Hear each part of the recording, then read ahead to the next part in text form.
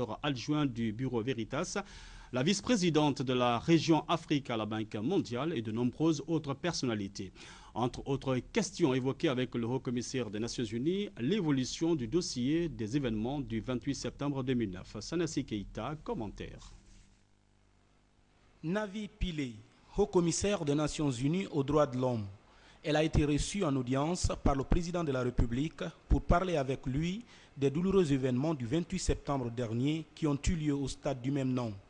L'émissaire des Nations Unies aux droits de l'homme retourne satisfaite de l'idée de conférence Vérité et Réconciliation émise par le professeur Alpha Condé pour établir chacun dans ses droits. Let me say that I had a very good meeting with the President of Guinea. J'ai eu une très bonne rencontre avec le président de la République de Guinée. I had a good opportunity to ask him about what he's doing with regard to ending impunity in this country. J'ai eu beaucoup de l'attente sur la question de l'impunité, comment finir avec l'impunité dans ce pays. For past atrocities as well as for the 28 September events. Et que s'il s'agisse des atrocités passées, des années passées ou alors des événements du 28 septembre 2009. I told him that I'd met with victims and survivors and they were all seeking justice. Et lorsque je l'ai rencontré, j'ai pu lui dire que j'ai rencontré les victimes et tous réclament la justice. I recall that the president had said he will set up a Truth and Reconciliation Commission, and I urged him to proceed with that. Et j'étais heureux d'apprendre du président lui-même qu'il va essayer de mettre en place un comité une conférence de vérité et réconciliation. Et je l'ai dit que j'en étais content. And I also asked the president to set up a National Human Rights Commission. J'ai également fait la recommandation au président de mettre sur pied une commission sur les droits de l'homme au niveau national. I was very impressed with the president's answers. Et j'étais très satisfait des réponses que j'ai reçues du président. Firstly, he is dealing with very many issues related to contracts relating to natural resources. Et je sais qu'il a beaucoup de problèmes comme l'exploitation des ressources minières. He's dealing with the relationship of the country with the army. Et il également examine les questions qui ont trait à la relation entre l'armée et les populations. And he recognizes that there needs to be urgent reforms to address the judicial institutions. Et il a également reconnu l'urgence qu'il y a à faire opérer une réforme dans le secteur de l'éducation, de la justice, pour adresser certaines de ces questions. And he said that there are going to be important conferences where these matters will be addressed. Et il a annoncé la tenue très prochaine de conférences où ces questions seront sur la table. And the president showed commitment towards long-term solutions for Guineans. Et le président a également indiqué que son approche, c'est des solutions durables aux problèmes guinéens. He said that he will appreciate help from the United Nations, but essentially it's Guineans who have to address their problems. Et qu'il apprécierait toute aide à partir des Nations Unies, mais il a aussi souligné le fait que c'est les Guinéens en première position qui devaient prendre leurs responsabilités. C'est au tour du directeur adjoint du Bureau Veritas, chargé des services au gouvernement et commerce international, d'être reçu par le chef de l'État. Éric Sabatier est venu expliquer au professeur Alpha Condé les procédures de mise en place des scanners au port autonome de Conakry pour empêcher des fraudes. 3 sujets ont été soulevés. Nous avons évoqué essentiellement 3 sujets avec le président. Le premier sujet, c'est l'inspection des marchandises avant embarquement, contrat que nous opérons depuis quelques temps déjà pour la République de Guinée et notamment la douane, et les voies d'amélioration possibles dans ce domaine-là. Deuxième sujet d'importance également, c'est la mise en œuvre et la mise en place de scanners aux frontières de Guinée et au port de Conakry. C'est un deuxième sujet qui nous tient à cœur puisqu'on doit le mettre dans le cadre de l'inspection des marchandises. Et le troisième volet, c'est également le guichet unique portuaire, sujet que nous développons aujourd'hui avec le port de Conakry.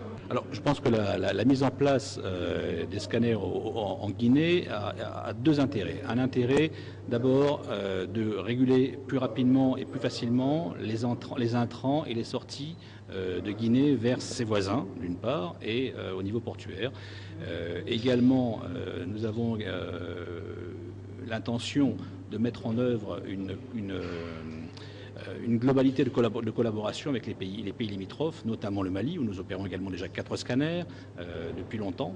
Donc c'est dans cette voie-là que nous mettons en place aujourd'hui les scanners en Guinée. Puis, c'est la vice-présidente de la région Afrique à la Banque mondiale qui est chez le président de la République. Obiageli Ojegwezili est venu réaffirmer le soutien de son institution à la Guinée pour pouvoir rapidement relancer son économie.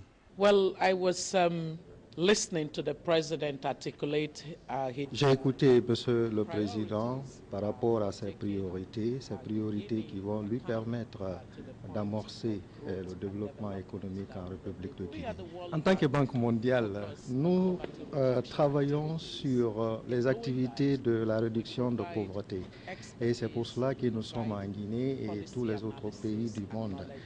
Ici, essentiellement, et comme dans tous les autres pays, nous nous intéressons à l'expertise de la Banque mondiale qu'elle doit mettre à la disposition du gouvernement guinéen, le partenariat et le savoir-faire et tant d'autres choses que nous pouvons mettre à la disposition de ce gouvernement pour qu'il puisse s'améliorer dans le domaine de son économie. Tellement de financements qui sont disponibles dans le domaine de l'énergie et également dans le domaine des puces rurales pour l'agriculture. Et dès que nous reprenons formellement les relations avec la Guinée pour les décaissements, nous allons commencer à mettre des ressources à la disposition pour le financement de ces secteurs-là. Pour ce qui est de l'énergie, nous travaillons en concertation avec d'autres partenaires pour avoir le maximum de ressources pour pouvoir aider ces secteurs mieux. Mais cela va prendre du temps. Aussi, le chef de l'État a reçu les membres de l'intersyndicale de l'éducation pour échanger avec eux sur les voies et moyens pouvant permettre d'améliorer substantiellement les conditions de vie et de travail des enseignants guinéens. L'objectif du professeur Alpha Condé est de définir surtout une feuille de route que tous les enseignants doivent respecter dans l'intérêt du peuple. Les enseignants, eux, portent un grand espoir sur le président de la République pour voir les jours à venir leurs conditions de vie et de travail changer. Et pour que ce changement ait lieu, ils ont tous exprimé leur volonté de soutenir le professeur Alpha Condé afin de sortir définitivement le peuple de Guinée de sa situation actuelle. Je puis vous dire la vérité, nous sommes satisfaits. Il nous a dit réellement ce qu'il pensait de nos problèmes et comment les résoudre. Nous avons posé des problèmes en bloc et il nous a conseillé dorénavant de sérier les problèmes, d'exposer en avance les plus importants et les moins importants par la suite. Donc nous sommes vraiment édifiés et dorénavant, nous allons pouvoir essayer de poser nos problèmes en tenant compte des plus importants. Enfin, c'est le ministre d'État burkinabé chargé des Affaires étrangères et de la coopération régionale qui est avec le président Alpha Condé. Bedouma Alain Yoda est venu réaffirmer l'engagement du président Blaise Compaoré au professeur Alpha Condé de renforcer davantage les relations séculaires d'amitié et de coopération entre les peuples guinéens et burkinabés. Son Excellence, le professeur Alpha Condé avait fait une visite au Burkina Faso dans la 3e semaine du mois de janvier.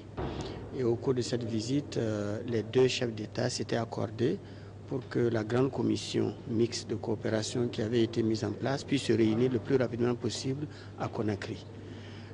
C'est donc ce qui nous a amenés. Nous sommes venus avec une délégation forte de 21 personnes et on a travaillé sur des projets d'accords. 4 accords ont été finalisés, 3 accords vont être finalisés.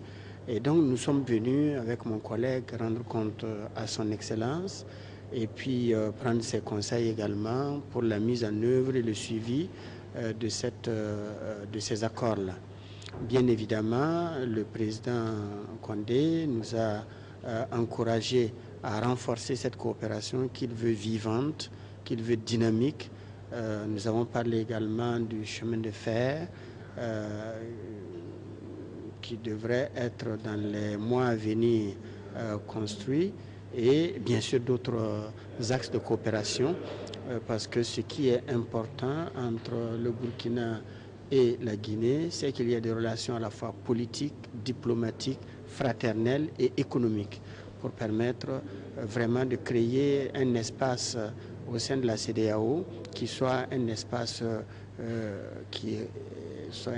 viable, un espace dynamique, et qui permette aux Africains de l'Afrique de l'Ouest de pouvoir vraiment coopérer dans une dynamique de développement concerté.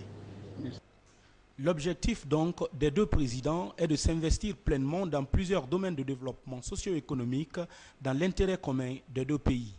Une manière de raffermir davantage les relations diplomatiques entre Conakry et Ouagadougou.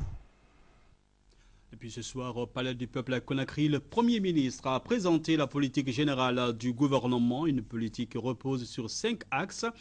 La réforme judiciaire, l'appui au secteur agricole, la relance économique, la réforme de l'administration publique et le secteur minier. Hadi Kamara, commentaire.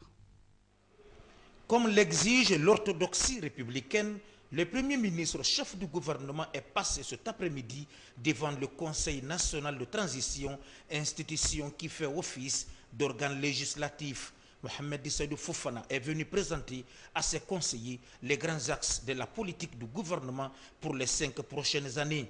Un programme ambitieux pour réaliser les objectifs de changement voulus par le président de la République en vue de remettre la Guinée sur les rails du développement et de la prospérité économique dans un pays résolument tourné vers la démocratie, la justice sociale, le tout assorti par une lutte accrue contre la pauvreté. Cérémonie solennelle qui s'est ouverte par l'allocution du premier vice-président du CNT en guise du souhait de bienvenue au Premier ministre.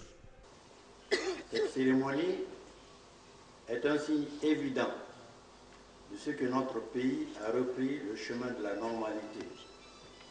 Celui où les institutions sont comptables devant le peuple, où elles sont appelées à coopérer et à œuvrer en synergie entre elles sur la base de la confiance mutuelle et de la totale transparence. Excellence, Monsieur le Premier ministre, votre visite, programmée de longue date et attendue par le CNT, intervient après l'organisation du séminaire gouvernemental au cours duquel les nouvelles et grandes orientations politiques, financières, économiques et sociales de notre pays ont été définies pour les prochains mois et les années à venir. Très détendu et en présence des diplomates, des présidents des institutions républicaines et de nombreux autres invités de prestige, le Premier ministre a patiemment présenté les termes du programme du gouvernement qui inscrit au total ses actions dans une logique de rupture face aux pratiques néfastes qui ont plombé le progrès économique et social de la Guinée. Avec chiffres à l'appui, le Premier ministre a présenté la situation alarmante à tout point de vue dans laquelle se trouve le pays. Après plus de 52 ans de souveraineté nationale, la Guinée figure encore parmi les pays les moins avancés de la planète.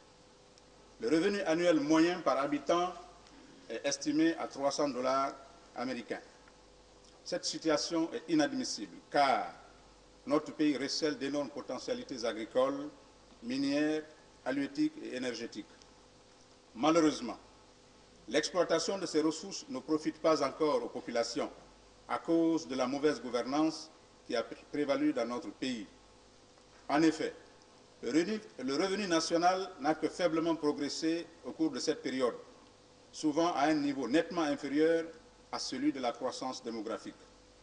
Par exemple, en 2010, le taux de croissance de l'économie n'a été que de 1,9% contre un accroissement de la population estimé à 3%. Au fil des années, l'incidence de la pauvreté s'est accentuée, passant de 49% en